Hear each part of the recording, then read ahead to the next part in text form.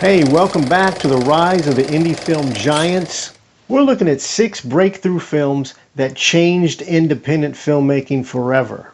Hey, what are you waiting for? Grab your concessions, some popcorn, a cold drink. Let's roll the film.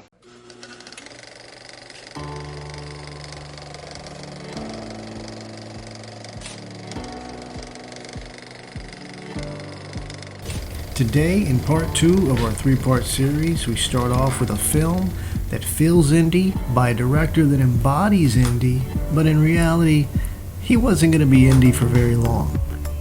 It would be impossible. But what is certain is the influence and impact the film would have on filmmaking. Stallone laid the groundwork for the indie revolution, and nearly 2 decades later, indie film evolved. One auteur led the way, beginning with rewinding and recommending, to then writing and then making films. Films where stories became fragmented, dialogue becomes sharp, violence becomes art. Pulp Fiction. This film doesn't follow rules. It bends time, it bends genres, it demands attention. Audiences respond.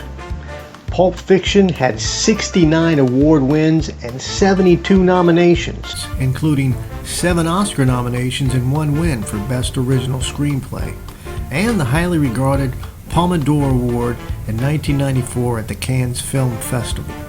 The film was released into theaters on October 14, 1994, and was written by Quentin Tarantino and Roger Avary, directed by Quentin Tarantino and produced by Lawrence Bender.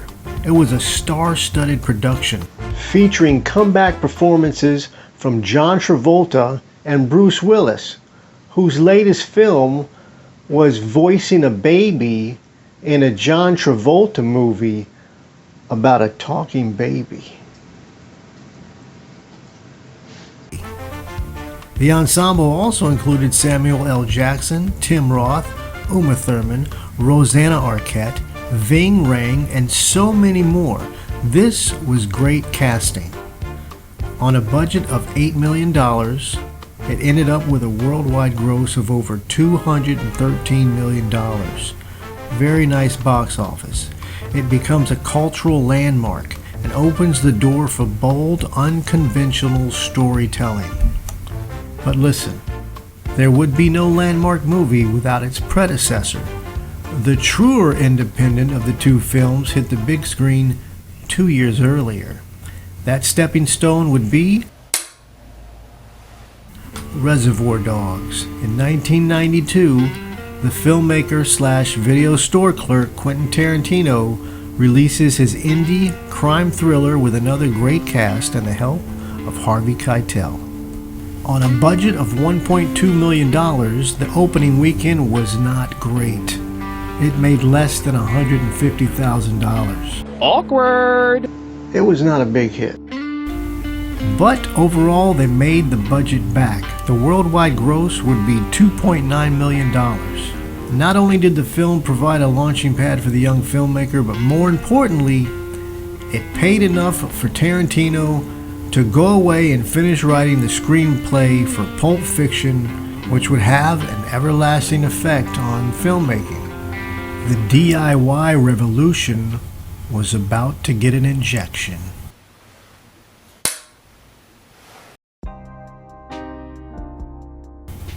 The same year that Tarantino drops his second film, a very different film emerges. Shot in black and white, set in a convenience store, funded on credit cards, this film doesn't look polished. It doesn't try to be. Instead, it feels real. 2 store clerks talk about life, work, relationships, and everything in between. No spectacle, no grand plot, just conversation. And that's exactly why it matters. Clerks, 1994, was filmed in the convenience store in which Kevin Smith worked. He shot most of the film at night after the store closed. After winning the highest award of the Sundance Film Festival, Miramax brought it to theaters. The film was shot on a budget of $27,000. From personal credit cards and selling a comic book collection, which Smith would later buy back. The film made its budget back on opening weekend with $31,665 and going on to gross over $3 million worldwide. It won a few awards as well. Among its awards, in 1994, Clerks won Award of the Youth for Foreign Film and the Mercedes-Benz Award at the Cannes Film Festival. And in 2019, Clerks won National Film Registry by the National Film Preservation Board and has been added by the Library of Congress. Now, for those of you who may have seen the film, did you know the smoker's lung that the Chuli's gum rep slams on the counter is actually a calf's liver thrown in dirt and burned with cigarettes? That's Berserker. This film sends a message louder than any blockbuster. You may not have millions of dollars. You may not have the most cinematic locations. But if you have something to say, you can do it from anywhere, even a store counter.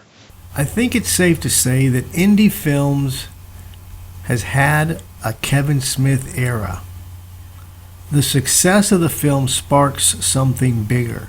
A new kind of filmmaker emerges, one who writes, directs, and speaks directly to their audience. Stories become more personal, dialogue becomes the focus, characters feel like people you know. A small, connected universe begins to grow. Films are linked by tone, characters, and voice.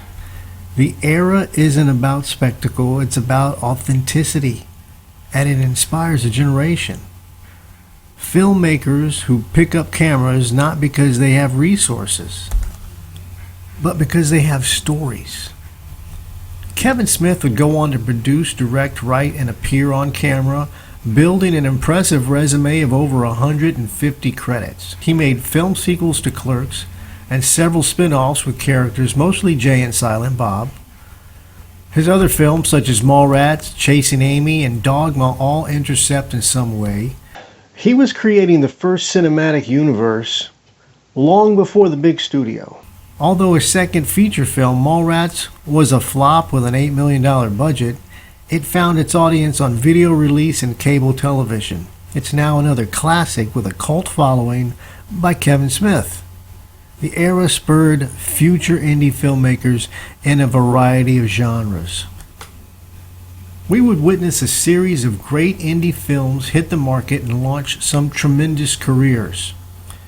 In 1995, we were treated to Party Girl with a budget of just over $150,000 by director Daisy von Schreller-Meyer and starring a young Parker Posey, the future indie queen herself. 1996, we saw Swingers on a budget of $200,000 and a worldwide gross of $4.5 million, launched careers for Jon Favreau, Doug Liman, and Vince Vaughn. Also in 1996, we saw Suburbia from director Richard Linklater, who also brought us Dazed and Confused in 1993, and before that, Slacker in 1990, which actually inspired Kevin Smith to make his film independently. Slacker's budget, by the way, $23,000. The DIY approach is real. The filmmaker's experience often run parallel from the budget to the process. These are just a few examples of independent films that were inspired by the same desire to tell stories on their own terms. It didn't stop in the 2000s. Horror comedy introduced Hatchet in 2006 by writer-director Adam Green on a budget of $1.5 million. It did terrible in the theater. It did terrible in the theater, grossing just over $208,000 worldwide. But the age of streaming tells a different story. There would be Hatchet 2, again by Adam Green, released in 2010 for a budget of $7.8 million. Did even worse at the box office. It did terrible Awkward. grossing just over $156,000 worldwide. Well, guess what? There would also be a Hatchet 3 in 2013 and Victor Crowley in 2017. By the way, Victor Crowley was the main character. He's the guy with the hatchet. And that had a budget of $400,000. So the budget dropped a whole lot. But things were evolving in the world of indie filmmaking. Of course, you can't get to the 2000s until you get through 1999. What happened in the year of the Y2 glitch? Hey, thanks for watching. I'll see you next time on part 3. We got a lot to talk about. I'll see you there. Kill the lights.